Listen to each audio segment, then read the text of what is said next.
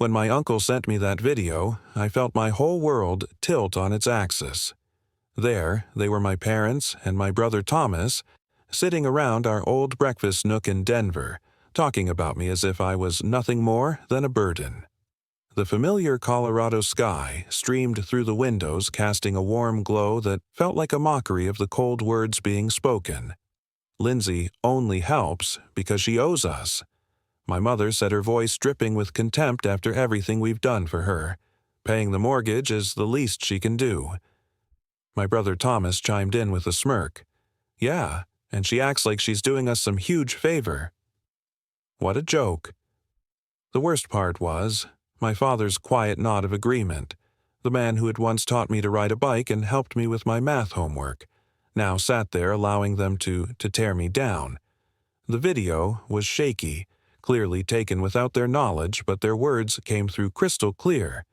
I watched it 3 times each viewing, filling me with a strange mix of numbness and clarity. For the past 4 years, I'd been making substantial payments on their mortgage through my LLC Divine Investments.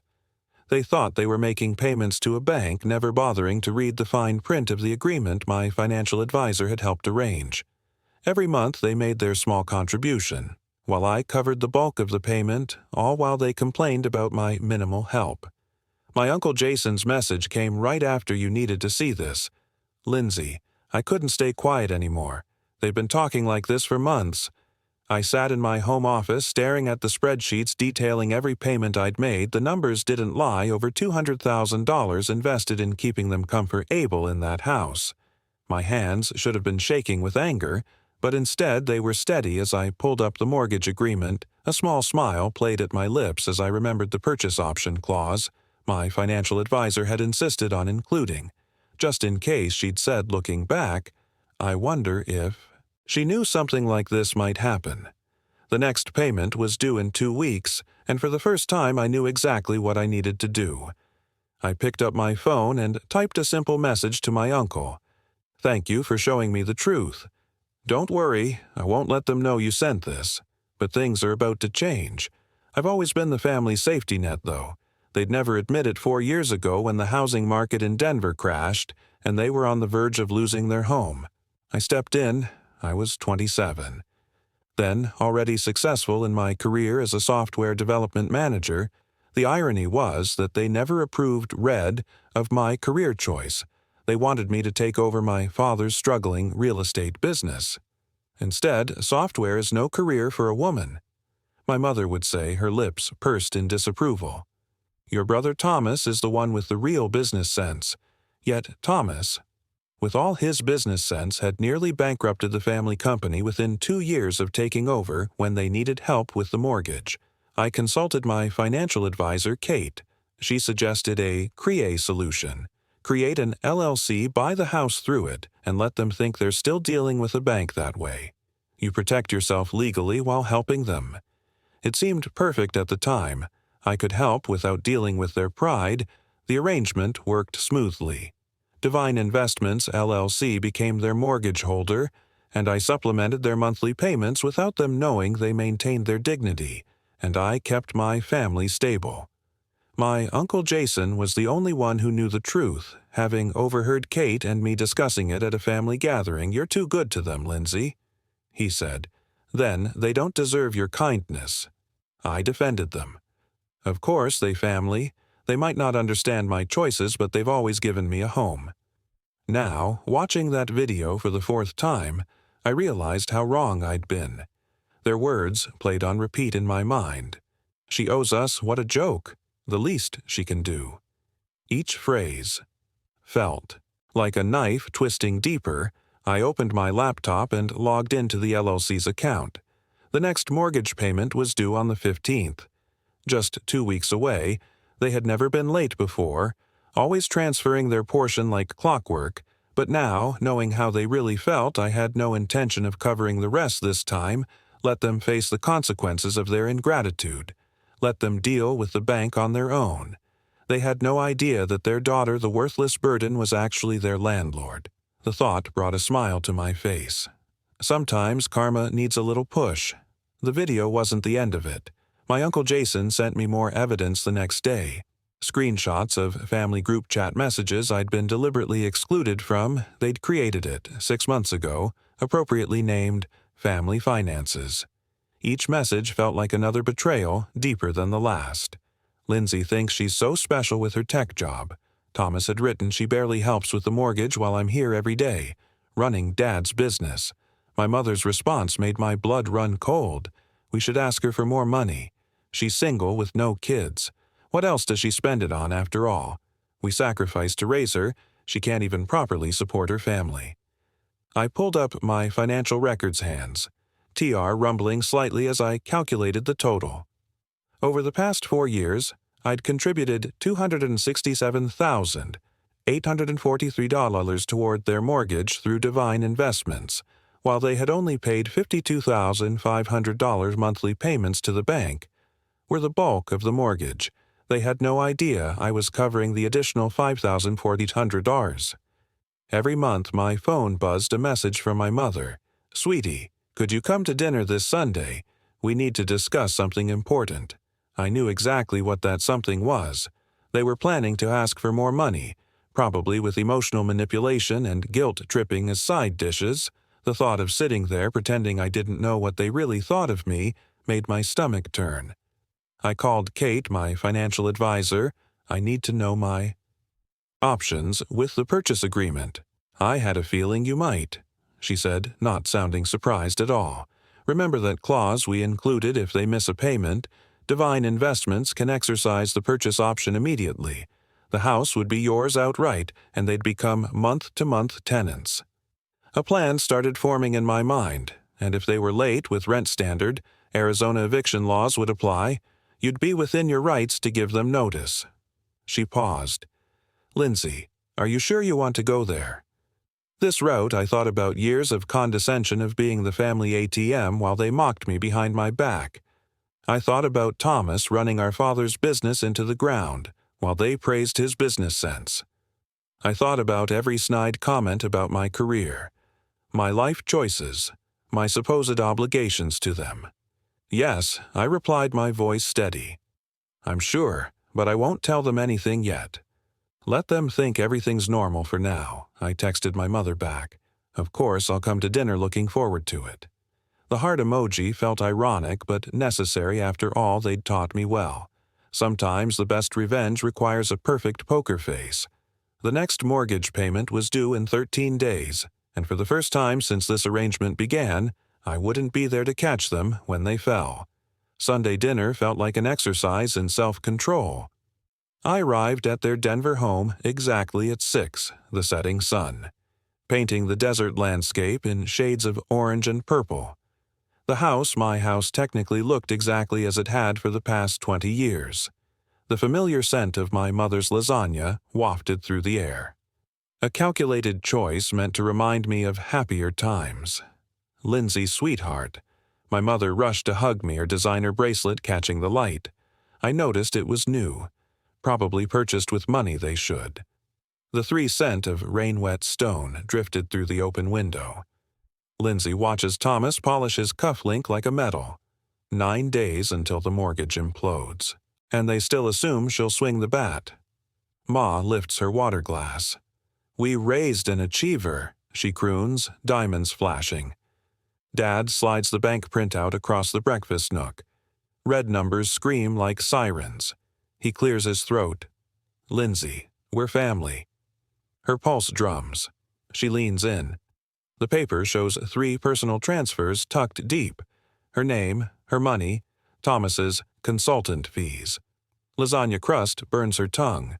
She meets her brother's smirk with calm steel. "So, that's what you call community service?" Thomas blinks, cup rattling like loose change. Silence folds, thick as dust on forgotten keys. Ma's bracelet clicks against crystal. Dad's voice cracks. "We thought you'd cover this month. Just one more." Lindsay inhales pine leaf rustle from outside. Time slows. She could rescue them. Again. Instead, she traces the clause in her mind.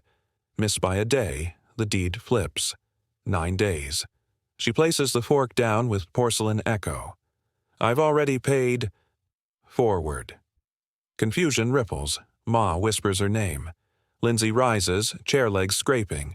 She reaches into her tote, pulls one envelope. Addressed to all three. Eviction notice. Date stamped tomorrow. Thomas's mouth opens and closes. Dad's glasses slide. Outside, the Colorado sky bruises violet. Lindsay's voice is velvet over broken glass. Welcome to month. Lindsay felt the hallway rug bite her bare ankles. Rain scent curled under the study door. A warning. She pressed her spine to the wall like a shadow. Their voices spilled out on top of each other. We cracked her cloud last month. Dad sounded proud. Thomas exhaled, slow. So, Divine Investments is hers? Figures. Hoarding while we bleed. Mom's bracelets scratch the coffee table. Let's offer her the easy way. One more dinner. One more smile. Lindsay's breath fluttered in her throat. Small, soundless. One memory barged in without knocking. Her 15th birthday cake. Thomas snatched the first slice because old habits die hard. Dad laughed, Mom took photos, and Lindsay stood clutching a paper plate streaked with red frosting. The same red she saw now on the eviction notice she'd drafted this morning. She lifted her phone, screen dim, thumbs steady. A quick click, voice memo recording. Their conspiracy dropped into her pocket. Evidence? Maybe. Insurance? Definitely. She padded past the open door, heartbeat syncing with the dripping rain gutter overhead. Downstairs, lasagna heat still throbbed against cold glass windows. She stepped into the breakfast nook as though she'd only washed her hands. Thomas spun his fork. Find the bathroom okay? She sipped her water, ice clicked, honest as gunfire. Dad cleared his throat. Lindsay, darling, we were discussing adjustments to household contributions. Her own laugh surprised even her. It rang light, almost kind. Funny, I was discussing adjustments too. She slid a small envelope across the walnut table. Inside, a one-way ticket to Denver and a key labeled Studio Loft. Her new name on the lease. Silence mushroomed. Mom's eyes darted to Dad, then to Thomas's stricken face. The Colorado sky outside lit up with sheet lightning. Every silver fork blinked like accusatory fingers. Lindsay rose, chair legs scraping a raw trail. She reached for nothing extra. No guilt, no leftovers, just her trench coat smelling of storm wind. Mom's voice cracked first. You're leaving us? Lindsay turned, palm on the doorknob. Leaving? Mom, I left the moment you thought my kindness was a bank balance. She let the door sigh shut behind her. Street lamps painted the driveway gold. Rain slashed sideways, cleansing everything it touched. Lasagna scent. Betrayal. 2 decades of assumed ownership. Lindsay opened her umbrella. The canvas snapped open like wings. She stepped onto the sidewalk as thunder rolled, gentle now, like applause for someone finally learning her own worth. Across the street, a neighbor's porch light flickered twice, a silent witness. Lindsay smiled into the curtain of rain, feeling its sting on her cheeks. Sharp, refreshing, true. Footprints deepened behind her, filling with water, then erasing completely. Another flashback sliced in. 10 years old, knees scabbed, she'd pedaled her bike uphill screaming, I'll show them. The adult now nodded at the memory. Promise kept. Street corner ahead, a rideshare idled, headlights warm. Lindsay slipped into the back seat, rain scent clinging to her hair like secrets. She gave the driver an address. Not home, never their house again. The car rolled forward. Lindsay rolled the window down an inch, let the night pour in. Behind her, the house lights dimmed room by room, shrinking into history. Mom's silhouette stood framed, phone glowing against her cheek. Probably dialing Lindsay, then silence, then doubt. Let them learn what sudden absence feels like, Lindsay thought, tracing the cool glass. Let them wonder why respect always had a $2,000 price tag. She breathed in wet pavement, freedom, and future. Somewhere ahead waited a tiny loft with exposed brick and just enough space for one life earned the honest way. The Colorado sky broke, clear stars piercing purple cloud edges. Lindsay smiled, quiet, fierce. Sometimes justice isn't loud. Sometimes it's the gentle click of a door closing. Sometimes it's walking away while the world's still watching. The city lights flickered farther on, bright and indifferent, promising no favors, only choices. Lindsay chose forward. End. Not. I'll remind her about that time in college when she took money from your business account for her tuition. She thought we never knew, but we have proof she'll have to help us. Then. I had to bite my lip to keep from laughing the money they were talking about. I'd borrowed it with my father's permission when their check for my tuition bounced. I'd even paid it back within a month with interest. I had emails proving everything their attempted blackmail was as pathetic as it was desperate. And if that doesn't work, Thomas added, we can always reach out to Heron's HR department, ask some questions about her mental stability. Maybe suggest she's been stealing company resources for personal projects that would get their attention. The casual way they discussed destroying my career sent ice through my veins. These people weren't family, they were parasites, wearing family masks. I quietly slipped back to the bathroom, flushed the toilet for show, then returned to the dining room they filed back in moments later, all wearing prack smiles. Lindsay, dear, my mother said sweetly, have you given any thought to what we discussed about helping more with the mortgage? I met her gaze steadily. Actually, I have, you're right. Family should help family. I'll have an answer for you in about 8 days. The timing wasn't random. Their mortgage payment was due in 8 days, and I knew exactly what would happen when they missed it. Divine Investments would finally reveal its true ownership. 8 days. Thomas frowned. Why such a specific timeline? I stood up. Gathering my purse, just need to check some things with my financial advisor. You understand, right? Being careful with money is just good business sense. I smiled at Thomas as I echoed their favorite phrase. My mother walked me to the door, pulling me into another calculated hug. We knew you'd understand. Sweetheart, family always comes first.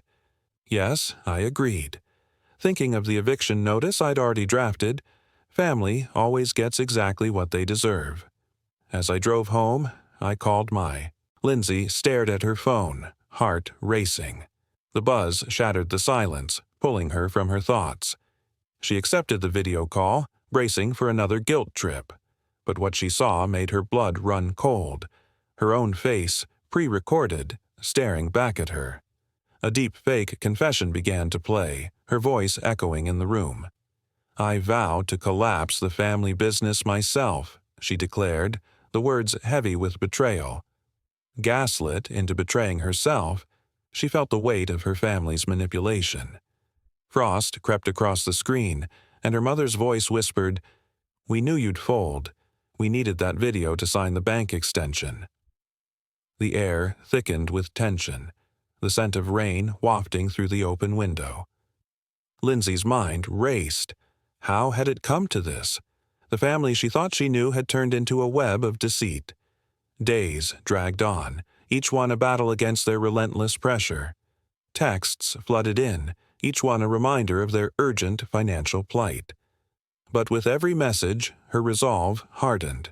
She forwarded them to Kate, her financial advisor, who was preparing for the inevitable confrontation. "Everything's ready," Kate confirmed, her voice steady. "Once they miss the payment, Divine Investments can act immediately." Lindsay nodded, the weight of the eviction notices heavy in her purse. She could almost hear the rustle of leaves outside, a reminder of the life she was fighting for. Then came the text from her brother, dripping with manipulation. "Must be scary for you. Good thing you have family to fall back on." Lindsay showed it to Uncle Jason over coffee. "They never change," he said, shaking his head. "It's why we distanced ourselves." "Are you ready for the fallout?" he asked, concern etched on his face. Lindsay took a deep breath, determination igniting within her. She was ready to reclaim her life, to assert her independence.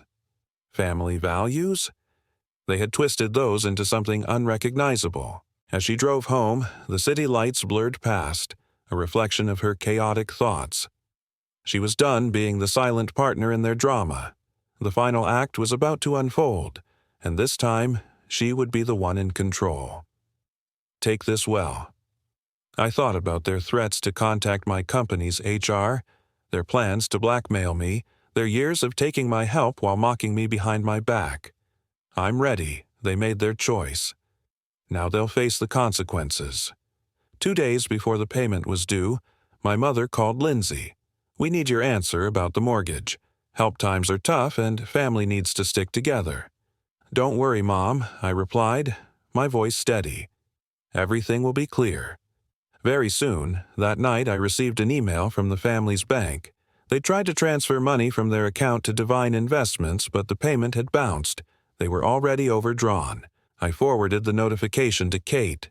Here we go, she replied. Want me to start the proceedings tomorrow? I thought about the lasagna dinner, their smug faces, their casual discussion of destroying my career. I thought about the years of manipulation, the constant demands, the endless ingratitude. No, I typed back. Ledden, wait until the payment officially fails. Let them spend the next 2 days thinking everything's fine. They taught me well, timing is everything. I opened my laptop and began drafting an email to my company's HR department, documenting my family's threats and including the evidence Uncle Jason had gathered better to get ahead of their potential attacks. The end was in sight, and I was leaving nothing to chance. Sometimes, I muttered to myself, the best revenge is simply letting people face the consequences of their own actions. The payment deadline came and went at 9:00 a.m. Sharp, Divine Investments, automated system sent out its default notice. I watched my phone counting down the seconds until the inevitable call it took exactly 12 minutes. Lindsay, my mother's voice was frantic. Something's wrong with our mortgage payment. The bank is saying we defaulted. But that's impossible. We need your help immediately, actually, I replied calmly. Divine Investments isn't a bank. It's an LLC. My LLC, to be specific. The silence on the other end was deafening. When she finally whispered, check your email. You'll find a notice explaining that due to your default, Divine Investments is exercising its purchase option. The house is now legally mine. Your status has been changed to month-to-month tenants. This is a joke, she stammered. No joke. I've been covering the majority of your mortgage for 4 years, while you all mocked me behind my back, called me a burden, plotted to blackmail, me threatened my career. How did you Uncle Jason showed me the video? He showed me everything now about your tense your first rent payment is due in 30 days. I suggest you start looking for somewhere else to live. My father's voice suddenly broke in. They'd put me on speaker. You ungrateful. Careful, I cut him off. Is that any way to talk to your landlord? The eviction notice is ready. Don't make me serve it sooner than planned. I ended the call and blocked their numbers within minutes. My email began filling with messages from flying monkeys, distant relatives and family friends telling me I was being cruel, that family should forgive family. I deleted them all without reading them. Some debts can't be paid with forgiveness. 3 months later, I stood in the empty house, my footsteps echoing through the vacant rooms. My family had Finfin moved out last week, forced to downsize to an apartment across town. They tried everything, threats, guilt trips, legal challenges, but in the end, the documents were ironclad. They had no choice but to Lindsay stands in the breakfast nook. Dust motes twirl like ghosts. Sunlight slices the stale air, hits the spot where they laughed at her dreams. The coffee rings on the counter echo their cruel smiles. A single word lingers. Burden. She touches the chair where her mother sat. The wood still warm. Heart racing. Rain scent drifts through the cracked window. She inhales. Exhales. The leaf rustle outside whispers freedom. Her phone buzzes. A voicemail crackles. Her mother sobs. Lindsay closes her eyes. The past replays and flickers. Worthless. Disappointment. But now? She smiles. A shiver, not fear. Power. The silence is louder than any scream. Did they think she'd stay small forever? She flicks the light switch. The room brightens. Shadows vanish. The old wallpaper, once suffocating, now peels like dead skin. She can almost hear its whisper. "Let me go." She nods. Her gaze lands on the breakfast nook again. Same table. New story. This was never their house. It was hers. They just forgot who paid. The foundation's paperwork sits beside her. Names of survivors already line the margins. Every dollar from the upcoming sale will plant seeds she'll never see bloom. She smiles tighter. Justice tastes like new rain. Uncle Jason knocks. His wife trails behind, arms full of fresh paint. "Ready?" he asks. Lindsay nods. The fresh color, soft sage, promises rebirth. She locks the door behind them. One step outside the threshold, she doesn't look back. The Colorado sky stretches endless above. The mountain wind carries no lies, only truth. Her phone pings again. Kate. "Papers signed. House is officially yours now." Lindsay lets out a small laugh. Echoes bounce across the yard. Somewhere, a neighbor pauses mowing. Who knew freedom sounded like this? 3 months earlier, this day seemed impossible. 3 months ago, she cried on this stoop. Now she smiles. The difference? She believed her own worth, not theirs. The next knock at the door won't be family. It'll be buyers. Then families who will cherish what she survived, who will never know the war over these tiles. She pockets the old keys, sinks them deep. She won't need them again. The new key is quiet confidence. It's the soft click when she turns away, unafraid.